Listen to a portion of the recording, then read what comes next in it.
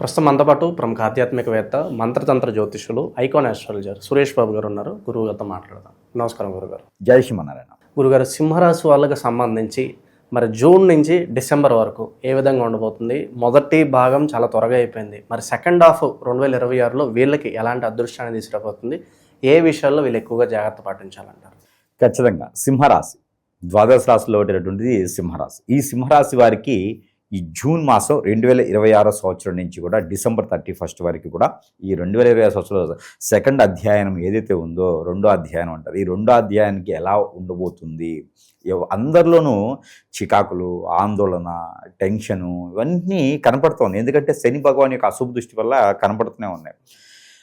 ఎట్లా ఉంటుందంటే సింహరాశి వారు మామూలుగానే వీరు సాదాసీదా వ్యక్తులు, అందరిని ఆకట్టుకునే తత్వంగా ఉంటుంటారు. అందులోనే ఇంట్లో బాధ్యతలు కానీ బరువులు కానీ తీసుకొని దాని ప్రకారంగా పరువు ప్రఖ్యాత పోకుండా ఎంత లేకపోయినా కూడా ఉన్నత శిఖరాలు అందుకోవాలి అనేటువంటి సంకల్పం ఉండి ఆ గోల్కి రీచ్ అయ్యేలా ప్లాన్ చేసేటువంటి వ్యక్తుల్లో చాలా గొప్పగా ఉంటారన్నమాట సింహరాశి వారు. ఎట్లా అంటే వీరికి ఏది ఉన్నా కూడా బయటపడరు, అంత త్వరగా బయటపడరు. వీళ్ళకి లేకపోయినా కూడా ఎదుటి వారికి అవసరం అంటే ఎక్కడైనా తెచ్చి ఇచ్చేటువంటి శక్తి ఉంటుంది. ఎవరికైనా ఫ్రెండ్స్ కానీ ఎవరికైనా ఇంట్లో కానీ సింహరాశి వారు ఉన్నారంటే ఆ ధైర్యం ఉంటుంది. ఎదుటి వారికి అందరికీ కూడా ధైర్యం ఉంటుంది. నాకు ఒక ఫ్రెండ్ ఉన్నారు, ఏ అవసరమైనా వారు తీరుస్తారు.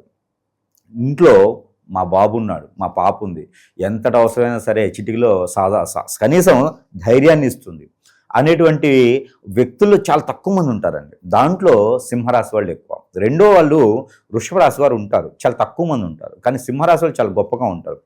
అలాంటి సింహరాశి వారికి ఈ సంవత్సరం 2026 సంవత్సరంలో సెకండ్ అధ్యాయం రెండో అధ్యాయంలో జూన్ మాసం నుంచి డిసెంబర్ మాసం వరకు కూడా ఇక్కడ జూన్ మాసం 2వ తారీఖున మారేటువంటి గ్రహం గురుగ్రహం మిథున రాశి నుంచి కర్కాటక రాశి సంచరించేటువంటి గురువు 31 అక్టోబర్ వరకు కూడా కర్కాటక రాశి సంచరిస్తూ మరలా కూడా సింహరాశిలో 3 మాసాలు సంచరిస్తూ మళ్ళీ వెనక్కి వస్తూ ఉంటాడనమాట.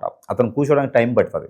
తను కూర్చోవాలంటే మామూలుగా ఏదో కుర్చీ చేస్తే కూర్చోటాలేను. తను కూర్చోవాలంటే తనకు ఒక పెద్ద సిస్టమ్ ఉంటుంది, పెద్ద షార్వా ఉంటుంది, కబాలి ఉండాలి. ఆయన కూర్చునే విధానం చాలా గొప్పగా ఉంటుంది అనమాట. అలాంటి కర్కాటక రాశిలో సంచరిస్తున్నాడు గురువు అంటే కనుక వీరికి 12వ స్థానం. ఎవరికి?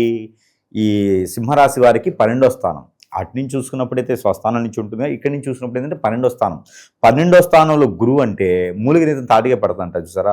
మనం పోయి చెట్టుకాడ కూర్చుంటాము గాలి కోసం చెప్పి, ఆ పెద్ద తాటికాయ కొబ్బరికాయ తీసుకొచ్చి నెత్తిన పడేది అనమాట. ఇక వీళ్ళకి ఏంటంటే ఆ పడేటువంటి తాటికాయలో వజ్రాలు ఉండొచ్చు, వైఢూర్యాలు ఉండొచ్చు, మణిలు, మాణిక్యాలు ఏవైనా ఉండొచ్చు. వాళ్ళ అదృష్టం ఇంకా. వీరికి ఆల్రెడీ శని భగవాన్ అశుభ దృష్టి ఉంది, కేతు భగవాన్ యొక్క తొందరపాటుతనం ఉంది. వీరిద్దరి కలయికతో 12వ స్థానంలో గురువు అంటే అందరూ ఆలోచిస్తారు, అబ్బా అసలు మాకు ఇంకా ఏమీ దొరకదనుకుంటా, ఇంకా మా పని అయిపోయింది, ఇక మేము ఏమీ చేయలేము 16 మాసాలు కూడా. మళ్ళీ శనో లేదా బుధుడో కేతు రాహులో మారితేనే మాకు తప్పితే మాకు ఇంకేం లేదనుకుంటారు. కానీ 22 సంవత్సరాలు దాటినటువంటి సింహరాశిలో ఉన్నటువంటి ప్రతి ఒక్కరికి కూడా పట్టిందల బంగారం అదృష్టమే. ముఖ్యంగా ఎవరైనా సింహరాశి వారు బ్యాంకింగ్ సెక్టార్లో కానీ ఫైనాన్స్ సంబంధించింది కానీ ఇన్సూరెన్స్ ఏజెంట్గా కానీ ఉంటే కనుక ఏదైనా ఎక్స్పోర్ట్ ఇంపోర్ట్ రంగాలు, అలానే షేర్స్ మ్యూచువల్స్ చేసేవారు, అలానే ఇంకా ఈ కొరియర్ సెంటర్స్ ఇవన్నీ ఉంటాయి చూసారా, అలాంటివి ఉంటే కనుక మార్కెటింగ్ రంగాలు మాత్రం ఫైనాన్స్ సంబంధించింది అలానే కమ్యూనికేషన్ సంబంధించింది అయితే మాత్రం ఖచ్చితంగా వీరు నెగ్గుతారు. ప్రమోషన్స్ వస్తాయి. ఎవరికైనా శని భగవానుడు అశుభ దృష్టి ప్రమోషన్స్ వస్తాయండి, కానీ వీళ్ళకి వస్తాయి. ఎందుకంటే గురువు వీళ్ళకి కనపడకుండా ఆదాయ వనరులు సృష్టిస్తారు. ఇప్పటివరకు బాధపడినటువంటి సింహరాశి వారు ఎవరైతే ఉన్నారో వారందరికీ మరొక అవకాశం వచ్చింది అని ఖచ్చితంగా జెండాపై కపిరాజు ఏదైతే హనుమాన్ ఉంటాడో అంతటి ధైర్యంగా ఉండేటువంటిది అయితే మాత్రం ఈ 6 మాసాల్లోనే కనబడుతుంది. ఎందుకంటే మొదటిగా 3 మాసాలు జూన్ నుంచి జూలై, ఆగస్ట్, సెప్టెంబర్, అక్టోబర్ దాదాపు 4 మాసాల పాటు ఈ యొక్క గురు భగవాని యొక్క అశుభ దృష్టి అనుకుంటున్నారు కానీ శుభ దృష్టి. ఆ తర్వాత సింహరాశిలోకి గురు భగవానుడు వస్తారు. ఈ 6 మాసాలు కూడా వీరికి వచ్చేటువంటి ప్రక్రియలు ఎలా ఉంటాయి తెలుసా అండి? శని భగవాన్ నుంచి వచ్చేటువంటి చెడు క్రియలన్నీ కూడా తగ్గిపోతాయి. వీరు అనుకున్నటువంటి గోల్స్ కానీ వీరు అనుకున్నటువంటి కార్యాచరణ కానీ వీరు ఏదైతే అది అనుకున్నారో అవన్నీ కూడా నెరవేర్చేందుకు వీరికి సన్నాహాలు చేస్తుంటారు. దానికి తగ్గట్టుగా గోల్స్కి రీచ్ అయ్యేలాగా ప్రయత్నాలు చేసి ముందడుగు వేయటం అయితే మాత్రం ఖచ్చితంగా చేస్తారు. మొండిగా మూర్ఖంగా ముందు అడుగు వేస్తారు. వీరికి సహాయ సత్కారాలు కూడా అందుతాయి. ఇకపోతే ప్రకృతి విపత్తులు కానీ లేదా ప్రకృతి వైపరీత్యాలు కానీ ఏదైనా సహకరించకపోయినా వీరి ఆరోగ్యం ఏదైనా క్షీణించినా కూడా ఖచ్చితంగా వీరికి నయమయ్యేటువంటి ఆలోచన కూడా ఉంటుంది. మంచి వైద్యం దగ్గరికి వెళ్ళడం ద్వారా వీరు ఖచ్చితంగా బాగుపడి మరలా కూడా పాతగా ఉండేటువంటి సింహరాశి వారు ఎలా అయితే ఉన్నారో అలాంటి గర్జించేటువంటి సింహంలాగా ఉండేటువంటి తత్వం కూడా వీరికి కనిపిస్తుంది. కాబట్టి సహాయం చేయాలన్నా, సత్కారం చేయాలన్నా, ఏదో ఎవరికైనా డబ్బు సహాయం చేయాలన్నా, లేదా వీరు ఎవరితో అయినా సహాయం పొందాలన్నా, లోన్స్ కావాలన్నా, ఇల్లు కావాలన్నా, వాహనం కావాలన్నా, ఏదైనా పంట భూములు పండించుకోవాలన్నా, లేకపోతే విదేశాలకు వెళ్ళాలనుకున్నా కూడా ప్రతి రంగంలో కూడా అత్యద్భుతంగా ఉంటుంది. ఈ 6 మాసాలు కూడా నిద్రపోకపోయినా పర్వాలా, 12 గంటలు నిద్ర లేదా 6 గంటలు నిద్రైనా పోవాలి, కనీసం 4 గంటల నిద్రైనా పోవాలి. సింహరాశి వాళ్ళకి ఖచ్చితంగా చెప్తున్నాను, ఆరోగ్యం చెడిపోయినా ఇబ్బంది అయినా ఏమీ కాదు. ఈ 6 మాసాలు నిద్రాహారం మానేసైనా సరే అనుకున్నటువంటి గోల్స్ని సాధించడానికి మాత్రం ఖచ్చితంగా ఫైట్ చేయాలి, పరిగెత్తాలి. ఎవరితోనైనా సరే సాహసం చేయాల్సిందే. చేస్తేనే వీరు అనుకున్నటువంటి గోల్స్ ఖచ్చితంగా క్యాచ్ అవుతారు. అందులో రాజకీయ రంగంలో ఉన్నటువంటి సింహరాశి వారు ఎవరైనా ఉన్నారంటే వారికి అసలు అదృష్టం ఎలా ఉంటుందంటే వీరి ఇంట్లో పడుకొని ఉంటారు. ఖచ్చితంగా వారికి ఒక ఫోన్ వస్తుంది అనమాట, మీకు పదవి వచ్చేసిందండి, మీకు పదవి కట్టబెట్టేశారని చూస్తుంది. వాళ్ళకే షాక్ అయ్యేటువంటి విధానం ఉంటుంది. అంటే గురువు అంత పని చేస్తాడు. ఆ గురువుతో పాటు శుక్రుడు ఉన్నాడు. ఇక అసలు చూడండి, శుక్రుడు సింహరాశి వారికి ఫ్రెండు.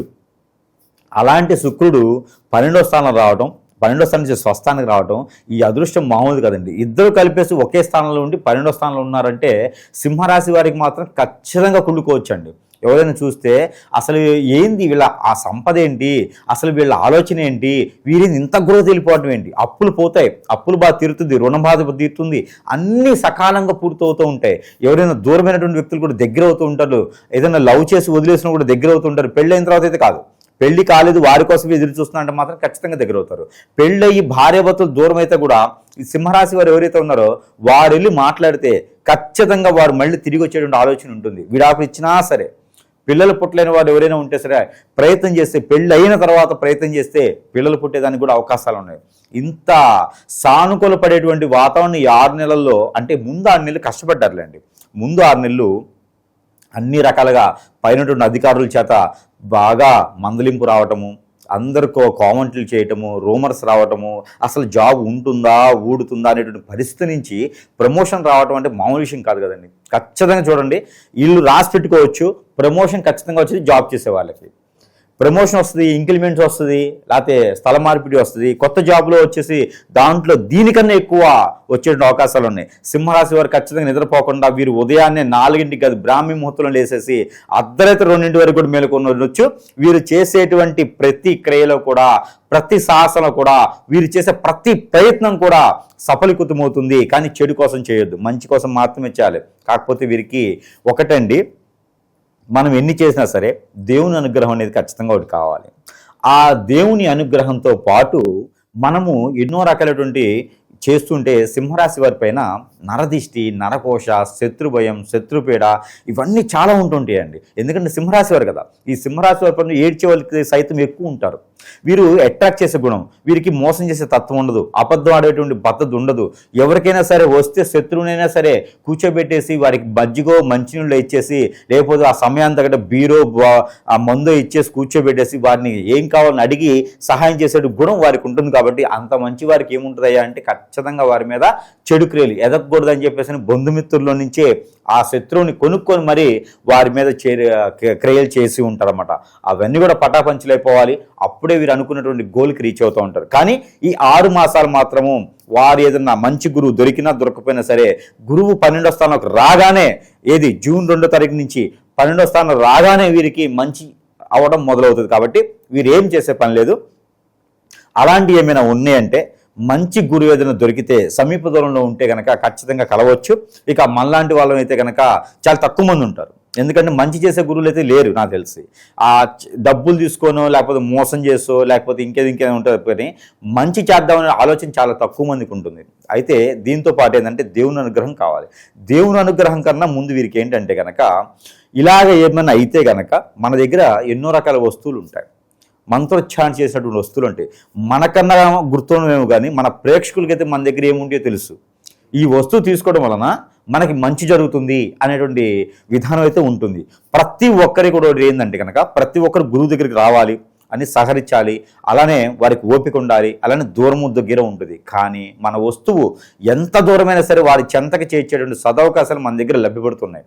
పెట్రోల్ రేటు పెరిగినా, డీజిల్ రేటు పెరిగినా, ఎద్దుల బండి వేసుకునే సరే వాళ్ళకి సంబంధించిన వస్తువుని పంపించేటువంటి పూచి మనం తీసుకుంటాం. కాబట్టి అలాంటి మంత్రోచ్చారణ చేసే వస్తువులు 1,00,000 ఉన్నాయి మన దగ్గర, సరసమైన ధరలను ఉన్నాయి. కొన్ని అయితే ప్రేక్షకుల కొరకు అందరూ బాగుండాలనేటువంటి నినాదంతో మనము పూర్తి ఉచితంతో కూడా ఇస్తున్నాము. వాళ్ళకి కావాలని సంప్రదిస్తే కూడా వారికి ఎలాంటి వస్తువు అయితే ఇవ్వలేకపోవచ్చు. కొన్ని అయితే మంత్రోచ్చారణ చేసి కుంకుమలు లాంటివి, సాంబ్రాణాలు లాంటివి అయితే ఉచితంగానే ఇస్తున్నాం. కాబట్టి సంప్రదించవచ్చు వాట్సాప్ ద్వారా కూడా.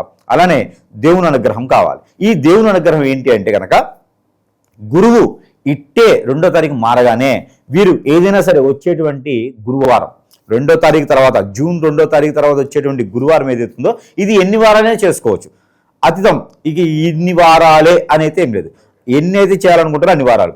బ్రౌన్ కలర్ శనగలతో పాటు పట్టు వస్త్రాలు ఎక్కడ దత్తాత్రేయ స్వామి వారికి ఇవ్వాలి. దత్తాత్రేయ స్వామి వారి యొక్క మంత్ర కవచము పఠన చేసుకుంటూ ధ్యానం చేసుకుంటూ ఉంటే వారికి ఆ స్వామి వారి యొక్క కృపా కటాక్షాలు కూడా వీక్షించి వీరి అందరినీ కూడా సుఖ సంతోషాలతో ఉండేలాగా దీవించేటువంటి సదవకాశం వీరికి ఖచ్చితంగా లభ్యపడుతుంది. ఇలాగ కాలేదంటే మాత్రం ఖచ్చితంగా గురువు దగ్గర సంప్రదించవలసిందే. అలానే గురువు మారగానే వీరు చేయవలసినటువంటి ఒక చిన్న కార్యక్రమం ఉంది. అది ఎక్కడైనా గోశాలలు కానీ, దేశీ ఆవులు కానీ ఉంటే కనుక అక్కడ వీరు తోటకూర కానీ, పాలకూర కానీ, బెల్లంతో కడిపినటువంటి తౌడు కానీ, బెల్లంతో కడిపినటువంటి జొన్న పిండి, గోధుమ పిండి కానీ అక్కడ ఆవుకు తినిపించాలి. ఇది ఒకసారి అయితే తినిపించాలి, తర్వాత వారి యొక్క ఓపిక. ఇలా చేసినట్టయితే కనుక ఖచ్చితంగా వారికి నరదిష్టి, నరకోశ నుంచి ఉపశమనం లభ్యపడుతుంది. వారు అనుకున్నటువంటి పనులు ముందుకెళ్లేదానికైతే ఉంటుంది. ఇలాంటి ప్రయత్నాలు చేసుకొని అదృష్టవంతులు అయ్యేదానికి ఎందుకు అవరండి. కాకపోతే ఒకటి ఎఫ్ఐఆర్స్ లాంటివి కానీ, అక్రమ సంబంధాలు లాంటివి కానీ, చెడు చేద్దామని తత్వం కానీ ఉండదు సింహరాశి వారికి. స్వతహాగా ఏదైనా చెడు వ్యసనాలకి గాలి వాళ్ళ చేత వినేసి, చెప్పుడు మాటలు వినేసి దానికి అయితే ఉంటే కనుక అవన్నీ కూడా తీసేసుకుంటే ఖచ్చితంగా ముందుకెళ్లేదానికైతే వీరికి ఉంటుంది. ఓవరాల్గా జూన్ నుంచి డిసెంబర్ వరకు వీళ్ళకి ఏ విధంగా ఉంటుంది, ఎలాంటి జాగ్రత్తలు తీసుకోవాలి, మంచి విశ్లేషణ అందించారు గురుగారు. ధన్యవాదాలు.